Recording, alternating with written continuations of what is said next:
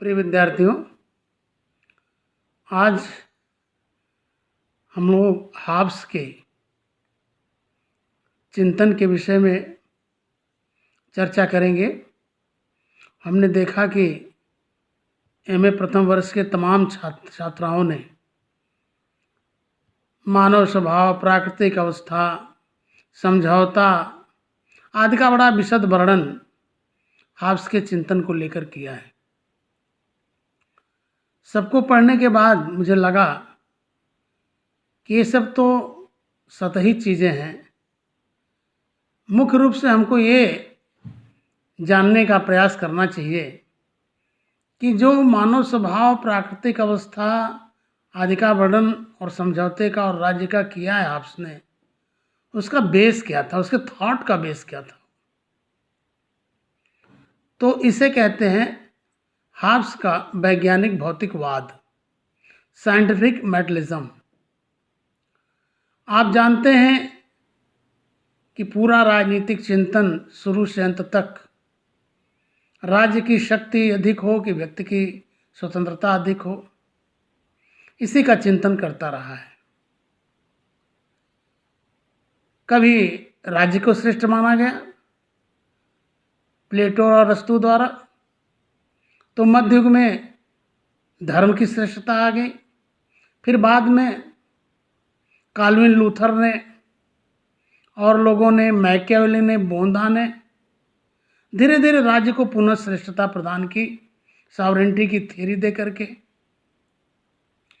लेकिन अभी पूरी तरह से धर्म सत्ता का वर्चस्व खत्म नहीं हो पाया था। उसी समय राजनीति विज्ञान के चिंतन की क्षितिज पर हाब्स का आविर्भाव होता है। ये इंग्लैंड का दार्शनिक था। 17वीं शताब्दी में इंग्लैंड की जो लॉ एंड ऑर्डर की स्थिति बहुत ख़राब थी।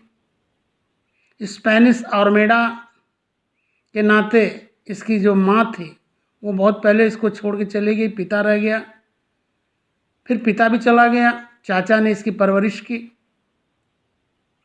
गृहयुद्ध छिड़ा हुआ था इंग्लैंड में, चारों तरफ हिंसा, मारकाट, उथल पुथल था, बड़ी भयावह स्थिति थी।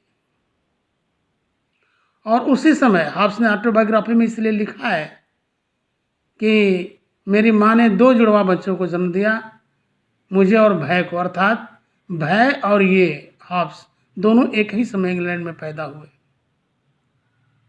और यही कारण है कि हाब्स के समूचे चिंतन में भय का वातावरण उत्पन्न है। और हाब्स कहता भी है, बहुत अच्छी बात कहता है कि fear is the father of thought. भय जो है वो चिंतन का जनक होता है। आदमी सोचता तभी है जब उसके सामने किसी तरह का भय आ जाता है। शायद प्लेटो का दर्शन इतना अच्छा ना आता यदि अरस्तु को, सुकरात को विषपान करा के मार न दिया गया होता। एक दार्शनिक की हत्या कर दी गई थी। फियर आ गया। और फिर बाद में ऐसे ही धर्म सत्ता, राज सत्ता की श्रेष्ठता, नहीं श्रेष्ठता, तो जो हॉब्सियन स्टेट है, स्थिति है, वो बड़ी फियरफुल है। एक कारण तो ये था उसका, हाब्स का लेवियाथन में फियरफुल कंडीशन लिखने का। एक चीज़ और आपको ध्यान रखना चाहिए कि हाब्स के पैरेलल ही पॉलिटिकल थॉट में 17वीं शताब्दी में दुनिया में वैज्ञानिक आविष्कार हो रहे थे। इटली का गैलीलियो मोशन की थ्योरी दे रहा था। ज्योमेट्री का सिद्धांत, ज्योमेट्रिकल मैकेनिज्म का सिद्धांत आ चुका था क्लाइड के द्वारा। न्यूटन का भी सिद्धांत आ गया था। अब बड़े आराम से लोग ये कहने जा रहे थे कि सूर्य, चंद्रमा, पृथ्वी ये सब ग्रह हैं, ईश्वर नहीं है। यद्यपि इसका खामियाजा साइंटिस्टों को भुगतना पड़ा। जिंदा दीवार में चुनवा दिया जाता था या आग जला दिया जाता था, लेकिन ये सत्य स्थापित हुआ। उसी विज्ञान का असर, थियरी ऑफ मोशन का असर हाउस पर पड़ा और वो चाहता था कि राजनीति विज्ञान को वो वैज्ञानिक धरातल दिया जाए जिससे कि इसकी बातें अकाट्य हो जाएं। इसमें केवल धर्म या आस्था या कल्पना के आधार पर राज्य था, समझौता हुआ, ये वो नहीं, एक हमको लॉजिक, साइंटिफिक लॉजिक देनी पड़ेगी। तो उसने ज्योमेट्रिकल मैकेनिज्म का सहारा लिया, उसने गैलीलियो के थ्योरी ऑफ मोशन का सहारा लिया और साइकोलॉजी का सहारा लिया, जिसमें कॉज एंड इफेक्ट की थियरी है।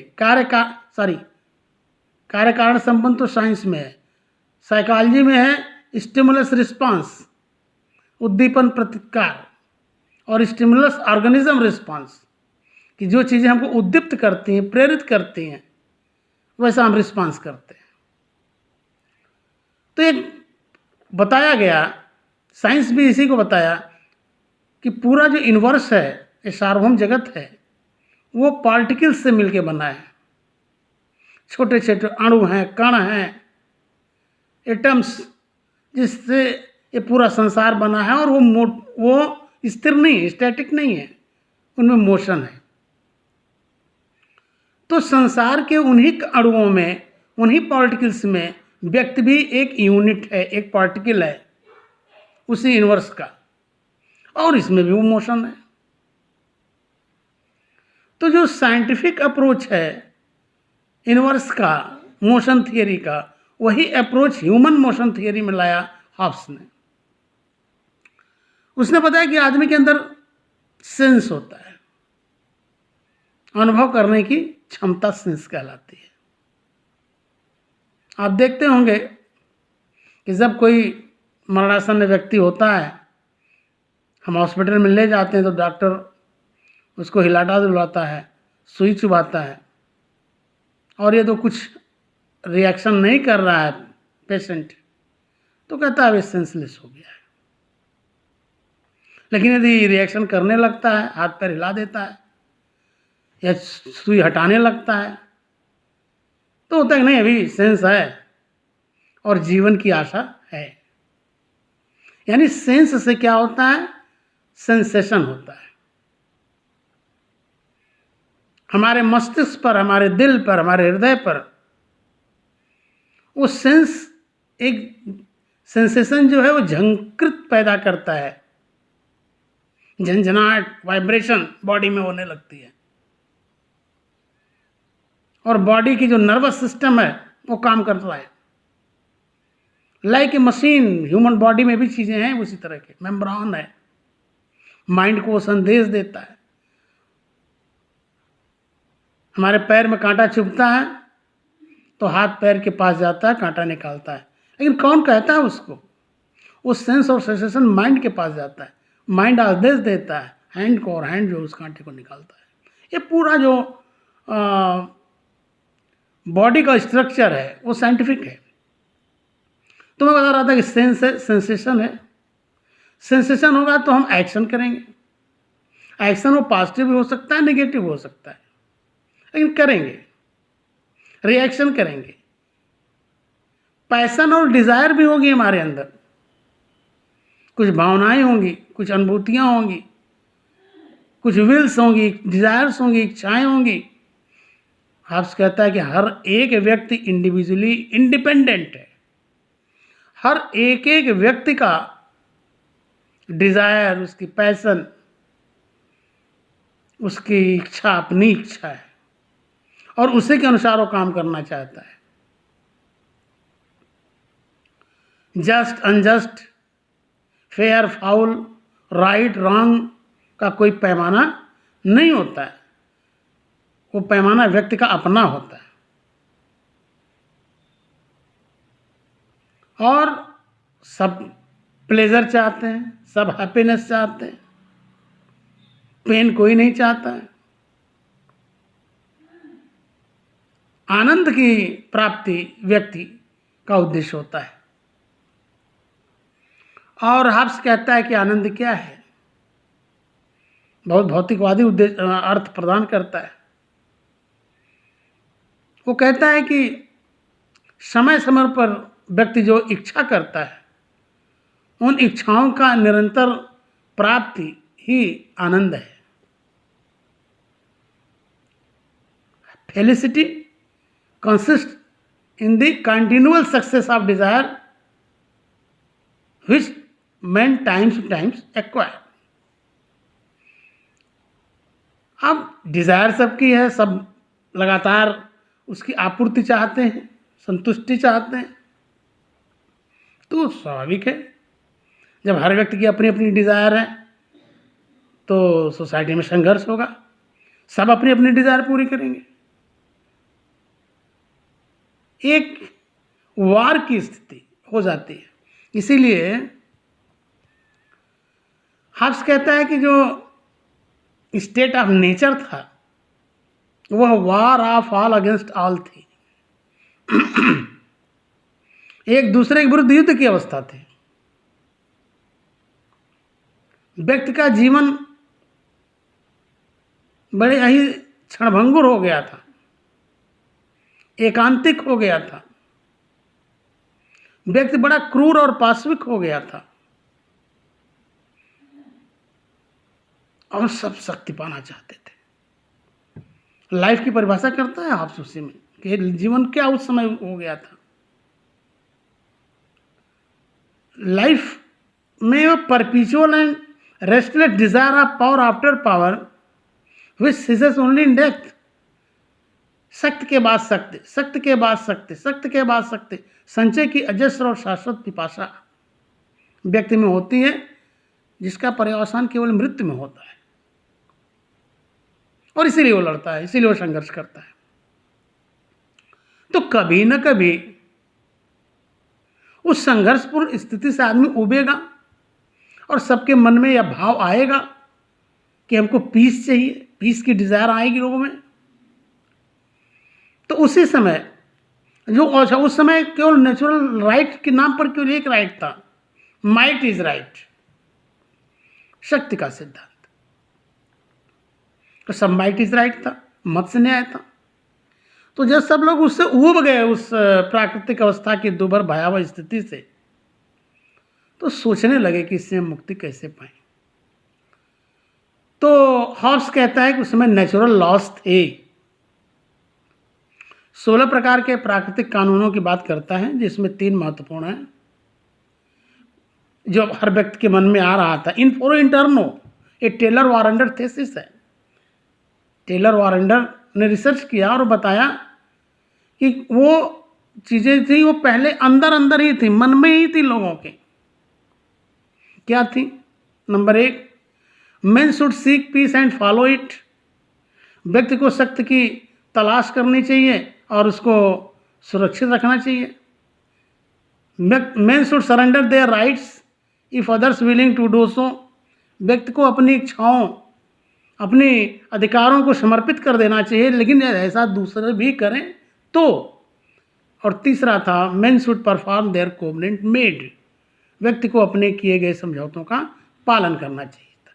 ये सबके मन में था। इन्फोरो इंटरनो था, इंटरनली था, क्योंकि बाहर कोई सिक्योरिटी नहीं थी, सेफ्टी नहीं थी, गारंटी नहीं थी, तो इसको कोई व्यक्त नहीं कर रहा था, लेकिन अंदर ही अंदर सब इसको चाह रहे थे।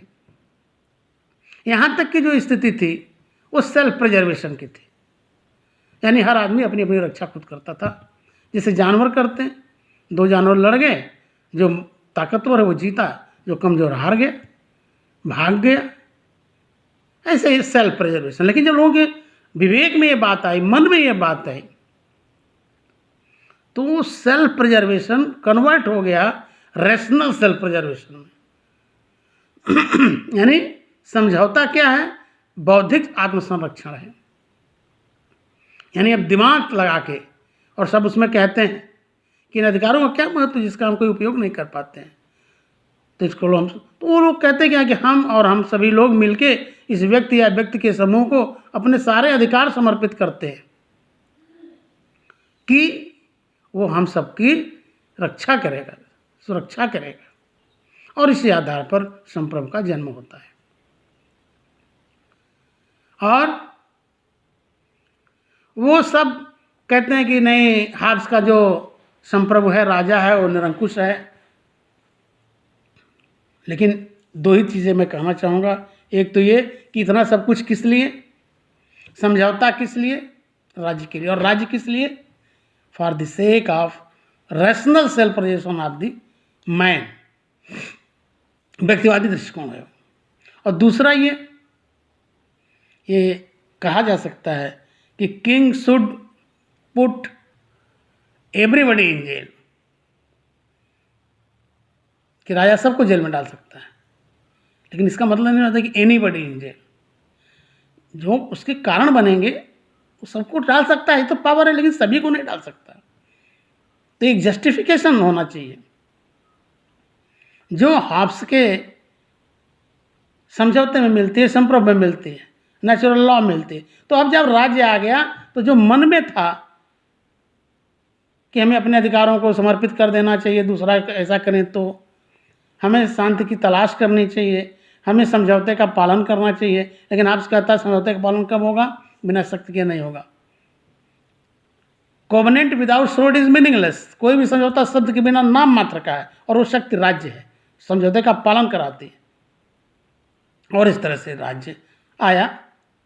कुछ लोग इसकी आलोचना करते हैं, हाब्स के कि काल्पनिक है इसका विचार, एकदम मैकेनिज्म नहीं होता है। व्यक्ति के मन में दया, करुणा जैसे भाव भी होते हैं, मॉरलिटी भी होती है। माइकल ओकशाट और प्लामिनाज, हिल्मर जैसे तमाम विचारक हैं जिन्होंने इसकी आलोचना की, निरंकुशता का पैगंबर बताया, टोटलिटेरियन बताया, सर्वाधिकारवादी बताया। मैं कहता हूँ हो सकता है सारी चीज़ें सही हों, लेकिन उस युग में, उस समय में जब चारों ओर युद्ध के बादल गिरे हों, हिंसा हो रही हो, खून बह रहा हो, तब एक बालक, एक दार्शनिक तो यही सोच सकता है कि इन सब चीज़ों को, अनिश्चितताओं को, अनियंत्रितताओं को, युद्ध को टाल कौन सकता है? तो एक शक्तिशाली राजा ही टाल सकता है। और इसलिए उसने राजतंत्र का समर्थन किया। धन्यवाद। कैसा लगा वीडियो बताइएगा। अगले क्रम में हम किसी और टॉपिक पर बात करेंगे। बहुत बहुत धन्यवाद।